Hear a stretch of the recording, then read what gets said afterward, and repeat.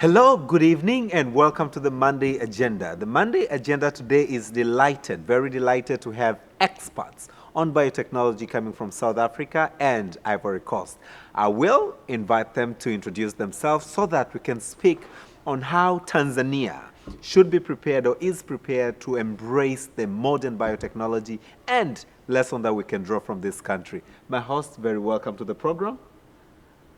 Please introduce yourselves and then let us know where you come from and what specialty you do in your countries, in your respective countries. Hi, thank you very much. My name is Heidi Swanby.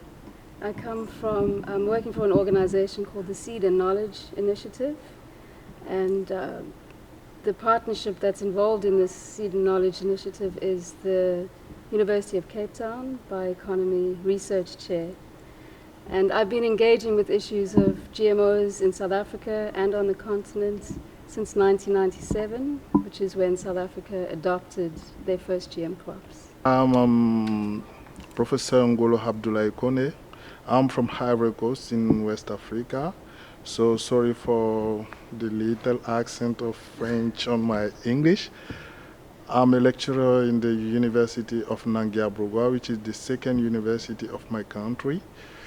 And I'm a specialist of biodiversity conservation, focused on agrobiodiversity, and I'm working on pollination and the use of pesticide in my country.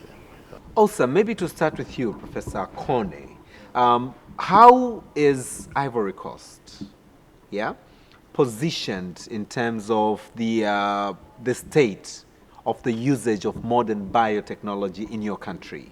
Our position started since the adoption of the CBD, the Convention on Biodiversity, in 1992. After that, our country tried to establish some kind of convention in order to, organize and regulate the use of biotechnology in our country. And we had a center of agronomic research in which we tried to, establish a kind of laboratory, a central laboratory. And then we started working on the use of hybridation. I think that the combination of species, not the use of GMOs. I think that the country started with that. And it is in 2016 that the first important law on the biotechnology and the biosafety, was established in my country.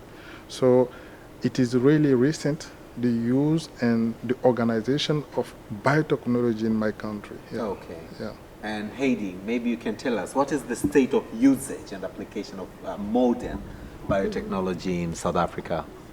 Well, South Africa is in the top 10 producers of GMOs in the world. We're one of the largest producers in the world. Probably the first one in Africa then? Definitely the first in Africa. Okay. Since 1997, we've been growing genetically modified maize, cotton, and soya. And our maize production is about 89% genetically modified. We grow genetically modified maize for human consumption and animal consumption. And there's pretty much no choice. If people don't want to eat genetically modified maize, which is our staple food, there's not really any choice. So it's also, I think, important to know that South Africa, our agricultural system is quite different to the rest of Africa. It's highly mechanized. It's uses high-tech technology. The farms are very big. We're looking at 1,500 hectares, 2,000 hectares maize farmers. So it's quite a different scenario to the rest of Africa. You said hardly there's a choice for people to or not to consume GM products. Since the inception, since when South Africa started the usage and application of GM or modern biotechnology, are there any impacts? Are there any consequences to that consumption? There's not been a single study in 25 years on the toxicity of GMAs. There are no long-term studies on the impacts of maize on health. So quite often the pro-GM lobby will say, oh, people have been eating GMAs for 25 years and there are no consequences. But that's an incredibly unscientific position to take because there's not a single study that's looked into the impact of eating GMAs. But what I can say is that we're not a healthy country. Mm-hmm. We're not a food secure country. We export maize, but a recent household nutrition survey found that 56% of households are hungry. A quarter of our children are stunted. We have high levels of TB. One of the big problems, we have high levels of micronutrient deficiency, which our nutritionists say is as a result of monodiets of maize. Mm-hmm. So I would say that our food system is not serving us very well at the moment. Okay. What about you, Professor Connie? Yeah, in my country, as in our regional context, Ivory Coast is a very important producer in terms of agriculture. Our economy is based on the agriculture. We are the first world producer of cacao, and also cashew nut, and the third world producer of palm oil and also banana. So I think that all the world has its eyes in our agriculture. So it is not so easy for our government and also our farmers to use the GMOs. That is why our government pay attention to that. I think that in our country, for example, we, at the beginning, because we are a common border with Burkina Faso where the cotton BT were used, our farmers can go there and try to take some seed in order to try. But after some season, some agricultural season, they found that it was not better and let it down. So I think that our chance is that our agriculture is really, really important in the regional contest so that people pay attention to the use of GMOs and our government take laws, I think, very clearly in order to avoid all of that, yeah. I think that is probably one of the best examples we have, and Heidi, I'm sure you'll agree with me, we have in Africa that your government does not completely allow the use and application of GMOs in your country. Yeah. Just one of the major reasons, not to mention the healthy reasons, which I'm going to ask Heidi very shortly, is because the world has its eyes, the eyes in Ivory Coast to ensure that the consumption is organic. Yeah, which is very good. but again, maybe Heidi, you said you've not had a single study to measure the impact, if at all, of GMO. What would you then rather say? Are they scientifically good? Are they bad? Should we be concerned as Tanzania as a country that GMOs are not good, don't use them? Because if you've had them for over close to 30 years and no single study that speaks of, you know, the impact of GMOs on the consumers, on the soil, on the environment, then why not? Yeah, I think GMOs are incredibly complex. I mean, they touch on our political lives, our ethics, our food systems, our socioeconomics. And I think the way that GMOs have been assessed up until now is in a very narrow sense. So one of the major benchmarks of success is how much yield is it producing. It doesn't matter where that yield is going, who's benefiting from that yield, but that's really one of the major benchmarks. Yeah. Is it yielding more? And then when it comes to assessment, scientific assessment, it's very, very narrow. So our regulators only look at how is that new gene behaving? Does it have any allergenic effects? How is it performing in the field? And it's not ever looking at, for example, a lot of GMOs are bred to work with herbicides, for example, glyphosate.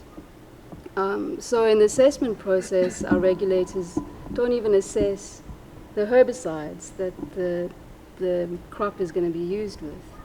So at the moment now we have, I don't know if the concept of weed resistance is something that, so we do. so now you have a crop that's engineered to withstand glyphosate, so the farmer can just spray his crop with herbicide and everything dies except the crop. But then the weeds start to become resistant. So then the companies add another herbicide tolerance in. So eventually we have 3 or 4 herbicides that the farmer is going to be applying to one crop. And very toxic herbicides. And we don't know what those cocktails are doing in the soil. We don't know about the farm workers who are being exposed to those herbicides. We don't know how it's affecting our water, our food chain. But those aspects are not included in the risk assessment. When a company comes and asks for a permit for a new GMO, those kinds of issues are not even thought of in the risk assessment procedure. So I think that's one of the issues we've been very strongly against in South Africa, is the extremely narrow scientific lens that's put on GMOs, where we would like to see a lot more work on what is the socioeconomic impact, what are the issues related to continuing industrial agriculture, pesticides, many more issues. Just to understand, why isn't your country or the government setting aside resources for this research, or probably your institution, University of Cape Town? I'm sure you can, set aside money for research, so that at least you can probably be the only country in Africa to have done such a research and say, over a couple of years since we started the application of modern biotechnology in South Africa, although one of the challenges would be the benchmarks would not have been set. But this is what we had 30 years ago, and now after the application of modern biotechnology, these are the consequences, and if they will be related directly to the usage and application of GMs. In terms of our law, the South African National Biodiversity Institute is tasked with monitoring the impact of GMOs. In 23 years, they've done one study. They focused on one GM variety called Mane Equano and looked at the environmental impacts, not even the broader impacts of the crop. And research into GMOs is incredibly expensive. Okay. So to find public funds for independent research, or to find funds from a research institution, is really very challenging. And of course the other issue is that the companies that produce these GMOs have intellectual property rights on their varieties. So you need to get permission to be working with their varieties, and a lot of the information is protected by confidential business information clauses. So there are a lot of obstacles, and unfortunately these companies are not required to do extensive research themselves. Okay. Professor, you gave one of the best information that I really am happy on Ivory Coast, on the fact that you're embracing more onto non-GMOs. Was there a reason for that, besides the commercial reason that the world is looking onto your cocoa, the best, probably the best in the world? But were there any underlying reasons why you opted not to go GM into Ivory Coast? I feel that one of the best reasons could be the yearly establishment of our Center of Agronomic Research called CNRA. And this sort of big laboratory was funded by our own government. And with all the technologies, I think that more than 30 years ago, and they were working on the biotechnology by using only the combination of species. And with the combination of species, they found really important result on the cacao. We had one cacao called Mercedes, and it is one of the best cacao worldwide, with a very important production and very big beans. And I think the quality of the cacao is very, very important and found by the national scientists. And so when farmers, because we make the promotion of this kind of species to the farmers, and when they use them without any important use of pesticide, they found that the results are good. So they are listening very well to the scientists. And when scientists know that the GMOs are not really good for the agriculture, that is not, I think that, and farmers follow them, the result is very good. And in the CNRA also, we have our national seed bank. Okay, all right. There you can find all the seed of our maize, all the seed, the traditional seeds of our cacao, and the coffee, because we were one of the first producers of coffee, but now it seems, I think that we are around the sixth in the world. So I think that that is the different things which could explain the situation in Ivory Coast, I think, yeah. How would you measure, how would you gauge, or how would you describe the levels of knowledge of a smallholder farmer or of a farmer, a simple farmer, onto the application of these chemicals? Would you say they're very knowledgeable, they know what they're applying, they know what they're spraying? Do they spray the right product on the right crop, on the right quantities or the right volumes? Or there's little knowledge about that? I think the commercial farmers in South Africa, who are the dominant farmers in South Africa, large-scale commercial farmers, they have a very close relationship with agribusiness and the pesticide industry. And I think they're well aware of all of the regimes, the spraying regimes. But similarly, in South Africa, the pesticide industry kind of regulates itself. I don't know if you know the recent case of glyphosate. Glyphosate is one of the herbicides that is used with genetically modified crops. And recently in the United States, there are thousands of lawsuits of cancer patients who are suing Monsanto and Bayer over the fact that they got cancer through using glyphosate. And they're winning those cases.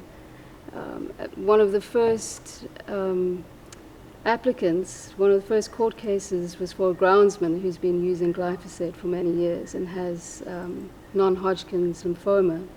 And the court awarded him more than $2 million in damages. And one of the reasons they gave him such a high reward is because it emerged in the court case that Monsanto has always known for the last 40 years that their product causes cancer and has hidden it from regulators and hidden it from the public.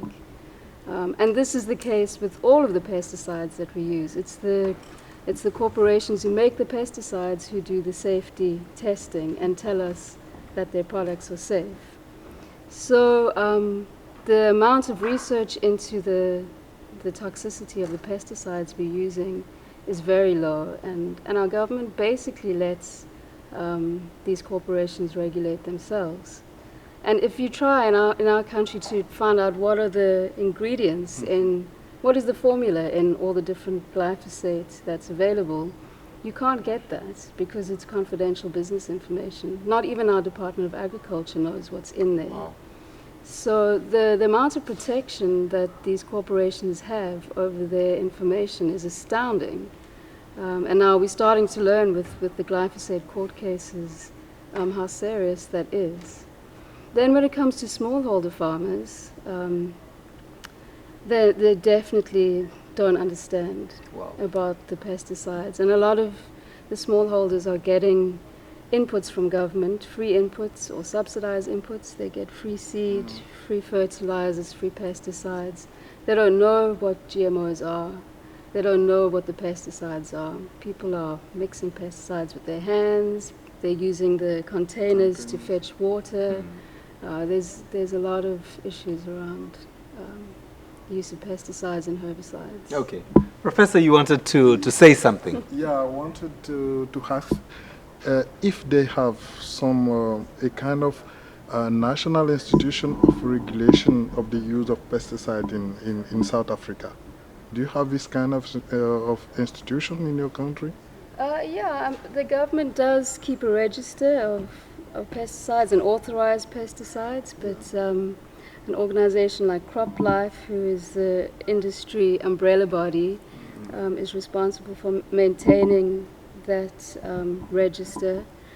And yeah, even though we have a government department, it's difficult to get information, and like I say, they let the industry regulate themselves. Professor, maybe you did explain earlier on, and probably one of the lessons that Tanzania as a country needs to draw when I come back from a quick break is the National Seed Bank.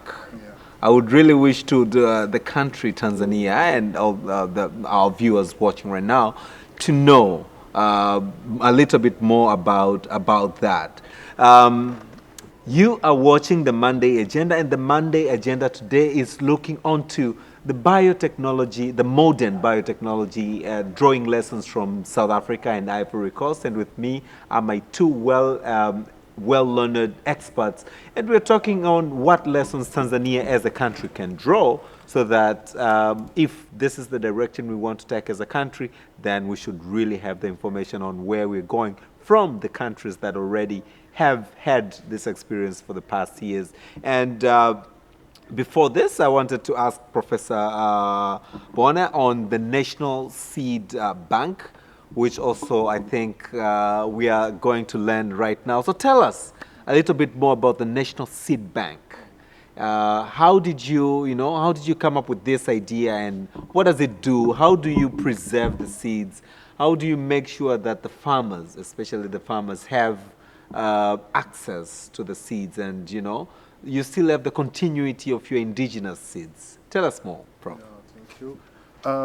I think that the National Seed Bank is based in one of our centers of agronomic research, and I think the National Seed Bank born from some thinking about the loss of our traditional seed after the modification using the combination of species, sometimes using some species coming from other countries.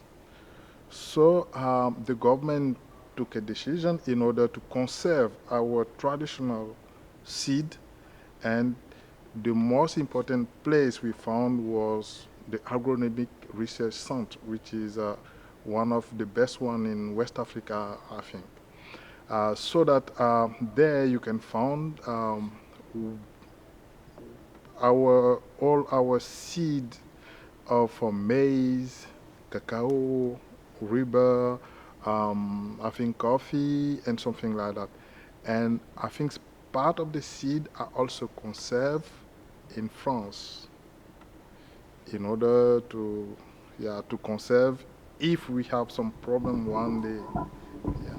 And that is really important to get, I think, 2 collection or 3 collection of your seed. And all of them are not to be conserved in the country because of some problem. As you know, in our West African country, sometimes we have some problems with elections, and so that we conserve part of our seed in France and sometime in Germany or Belgium. And then when we need, we can use. Excellent. Wow. Although my next question would have been why those countries, but I'm sure it's because of technology or something. I feel that the conservation of seed is really difficult. You need some conditions and some really important conditions. Otherwise, when you will try to cultivate the seed again, you'll find nothing. So the conservation needs some technologies also, some temperature and pressure and everything, so that sometimes we conserve in in different countries, and then after when you want to use, and it is not possible, you try to find something in France, for example. Yeah. What are some of the measures taken by your government, the South African government, towards ensuring the healthy and safety? Of course, there's the issue of food security and nutrition. What are some of the measures towards ensuring that, you know, the people of South Africa remain healthy to as far as the modern biotechnology is concerned?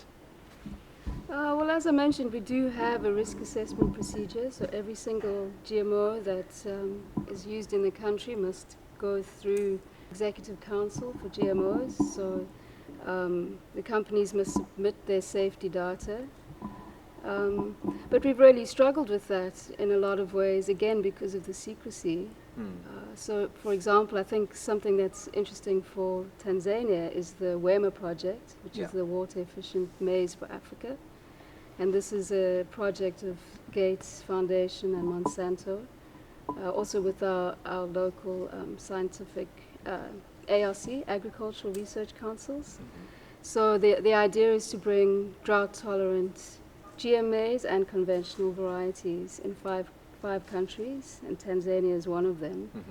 So in South Africa, I think it was around 2015, our government gave approval for water-efficient, drought-tolerant maize. And many civil society organizations had been following the field trials for many years and had been asking for the scientific safety data. And Monsanto kept on saying it was confidential business information, and we weren't allowed to see it. Eventually now, just last year, through a court case, we managed to get that safety data, or the performance data, and we understood why Monsanto had been hiding it all these years, and that's because the technology basically doesn't work when you look at the field trial data. So last year, our government rejected Monsanto's application for a drought-tolerant variety that was also stacked with herbicide resistance and insect resistance. And it's taken us a decade to get that information. So we really would like to see those checks and balances improved a lot. And I think that's something that Tanzania can definitely take away. How is your public going to be involved in the decision-making process? How open and transparent is the scientific information going to be? And also the fact that this WEMA variety just doesn't work at all. I know you have field trials happening at the moment. So at least we can share with you some of the information that it's taken us a decade to get out of Monsanto. Maybe, Professor Monde, one of the challenges that we have in Africa, I'm sure Tanzania is not an island, so we probably have similar challenges as well, is the fact that we would allow, for instance, the field trials, yeah? But then we would not be very, very keen to as far as the regulation, to as far as the monitoring of details are concerned. You've successfully managed to ensure that, you know, the GMs are not into Ivory Coast. And I'm sure there are authorities that are responsible for that. Maybe we can start learning from your country before we go on to South Africa.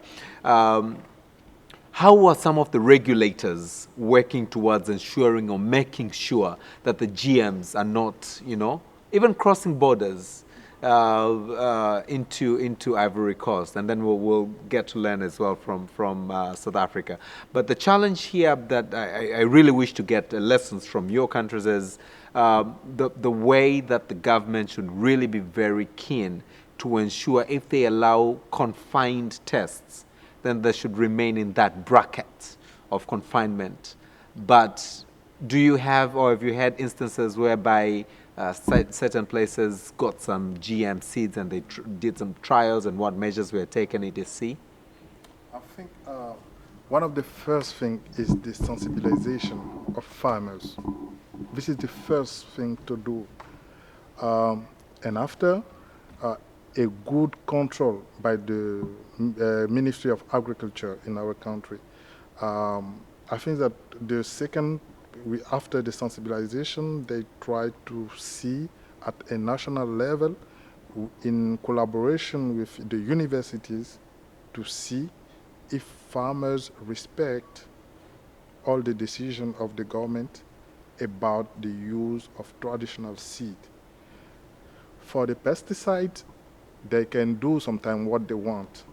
But in terms of GMOs or other kind of seed which are not allowed in the country, I think that if the farmer tests and is catched by the government, it will be very difficult for him. So that there is a big control made by the government, the research center in agronomy, and also the universities. Because in my country, like my university is devoted only to environment, so that nothing can be done in the country without, in terms of agriculture and environment, without collaborating with our university. And we are in charge sometimes of the control of this kind of thing at a national level. So that the control is, yeah, when well established at the beginning, the control become very easy. But if, I think that in our, I don't know if it is a sort of French countries living living method, but in our countries, the government is the decision maker. And when a decision is taken by the government, sometimes it is not easy to go over the decision. Absolutely. Yeah, yeah. So that when the control is fixed, it is easy to control. Yeah, Okay. it is like this. I feel. I don't know if it's the same in South Africa. I wish to doubt, but how do you ensure that, how does the government ensure, lesson drawn, that the regulators actually keep their work? Because now, having had, GMs in the country for over 30 years, probably the country allows the use and application of modern biotechnology. And is there a control in South Africa? Yeah, there is a control. I think it's important to note that South Africa is an industrial agriculture country. Okay. So we've adopted fully industrial agriculture, large scale pesticides, biotechnology. So this technology fits into that system of agriculture very well. It's made for that system of agriculture. Okay. So for the 33,000 commercial farmers in the country, it's a technology that suits them very well. And all of the systems are developed to support them in the way they farm. But I think at international level now, there's a lot of questions arising around industrial agriculture, the impacts it has on the environment, on our water systems, the impacts it has on our socioeconomic systems. We have a lot of poor farm workers. We have an elite that's using this technology, and a lot of poverty. So yeah, the first thing is that we have a very different system of agriculture, and we're questioning that system very heavily. And then in terms of controls, because the system is set up to work in that way, I think all the control measures are in place. Of course, our borders are porous, and we have brothers and sisters in Lesotho and Swaziland who are just traveling easily and taking seeds with them. Yeah, but I think for the most place, the systems are in place and working. Lessons that Tanzania can draw. I'm sure there's a lot that we can speak about. There's a lot of lessons that we really need to draw. But some of the key lessons, maybe Heidi, again to start with you, and this will probably be also, if you'll have anything towards closing, if there's anything that you would like to say, then this is the time. What are some of the lessons that Tanzania can draw as you know, we embrace industrialization. That's the drive that the country has at the moment, to industrialize towards becoming a middle income state by 2025. So some of the things will certainly crop. So what are the lessons based on your experiences, based on what's transpiring in your country, that as a country we can learn towards ensuring the safety and the security of our seeds, of our food system for this generation and the next generation? Well, I think we're really at a crossroads globally at the moment. With climate change is now it's not something that's coming. We're experiencing it daily with tornadoes and floods and droughts, and a lot of the spotlight is coming on agriculture as one of the key drivers of climate change or greenhouse gas emissions. So there's been a lot of thought now around, is industrial agriculture actually the system for the future? And we've had since the 60s to see the impacts of industrial agriculture, and some of those are huge erosion of our agricultural biodiversity. We've lost about 75% of our seed varieties since the introduction of hybrids. Wow. And certainly in South Africa, our indigenous seeds are virtually lost, and what's left is just a small portfolio from seed companies that we're relying on for our sustenance into the future. Wow. I think we're seeing in South Africa our soils are exhausted, our waters are polluted. We have a very unequal society with a small amount of corporations controlling our food system and making money, but large-scale hunger and inequality. And I have to say, for me, I'm always really shocked to read official statements, African statements on seed, which say that local varieties and traditional agricultural practices are backward and primitive.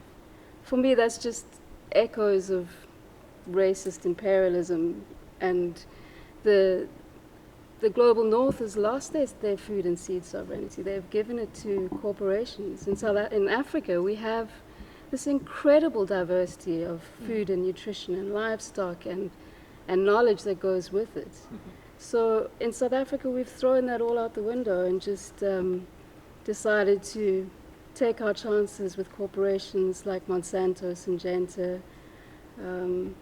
And I think it's a very brittle future that we're taking on. It's not a resilient way to be. And really the powerhouse in Africa is smallholder farmers who've been stewarding our biodiversity through the ages, and they're the people that we should be uplifting and focusing on. Yeah. All right, awesome. What lessons can we learn from Ivory Coast? And I'm sure you'll have a lot to tell us, but just keep it keep it brief. Yeah. Okay. I think that one of the first things to do by the country is to try, I don't know if it is the same system like in our country. If you have a Ministry of Agriculture, for example, it is to put into place a big national program on agriculture. Mm-hmm. It is not too late.